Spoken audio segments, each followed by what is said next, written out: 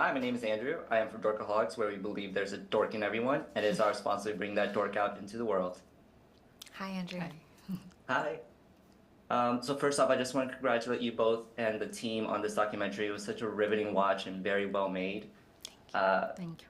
so the first question I had, so one of my favorite moments in the documentary is when one of the Haenyos is practicing her English with the support of her family so that she can make her points at the United Nations meeting. I felt that scene in particular resonated with me because it reminded me of how brave that so many people have to learn a second language and utilizing it to express their strong and honest beliefs. Like on a smaller scale, it reminded me of how my parents would practice English and use it, that they would attend important meetings with the local government. So was there a moment during this production that you felt resonated with you in a similar cathartic way? I mean, I think that's a perfect example. I too am the daughter of Korean immigrants who came to the US and had to learn the second language. Luckily, both my parents spoke English fairly well, but certainly there were times when, as a child, I had to act as a little bit of a translator for them, whether it was a visit to the bank or it was a meeting with my school teacher.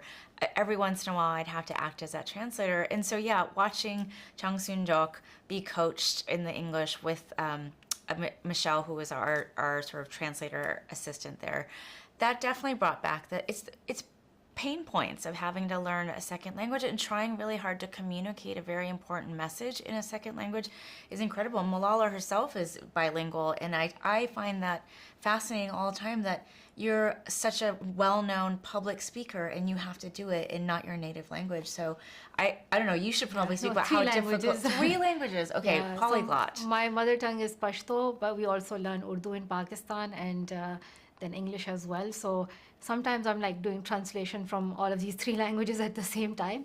I think, of course, there are these challenges, but we have to make our way to be able to tell our story at these different platforms. And this is true for so many girls and women activists around the world who try to take their voice to a platform.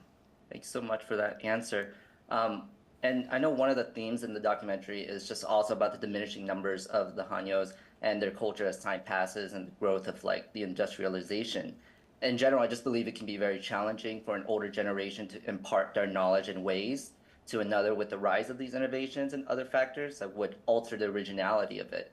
I mean, from both of your perspective and experience, how would one be able to navigate to preserve like one's cultural values from ones that we could that we could keep or should change? I think it begins with storytelling, and the fact that we can bring the story of the Haenyeo to the screen is just the first step for that. And we already see in the documentary how the Haenyeo, the older ones, are connecting with the younger ones. So there you also see this very strong bond and connection and friendship, and you hope that it will be passed on to many other young Haenyeos as well. And I think that's how you really carry on the tradition and the culture. And I do think that it creates a very strong sense of unity, which is critical for for all of us, whether we are activists in in the whole campaigning and advocacy space, or we are doing our own hard work and activism in other ways. It's just so relevant to all of us. I think, to your question, the two younger Haenyos in the film do a really great job of showing how we can try to preserve our traditions, but also embrace innovation in our modern times. They fell into the Haenyeo culture for very postmodern dilemmas. Like Jungmin needed a flexible working schedule as a working mom. And so he had been an office worker who was very disillusioned with being stuck in a cubicle for hours a day. So they both came to the Haenyeo tradition because of these very postmodern sort of struggles and dilemmas. And I love how they've taken it and sort of rebranded it on social media, utilizing modern technology, but still preserving the tradition. I think before I started this film, I wasn't sure how to preserve tradition in modern eras, and I think they gave us a beautiful example of how to do that. Well, thank you so much, Malala, and thank you, Sue, for just taking time out to talk to me today. Congratulations on this project, and can't wait for everyone to see it soon on Apple TV. Thanks, Thank you. Andrew. Thank you. Thank you.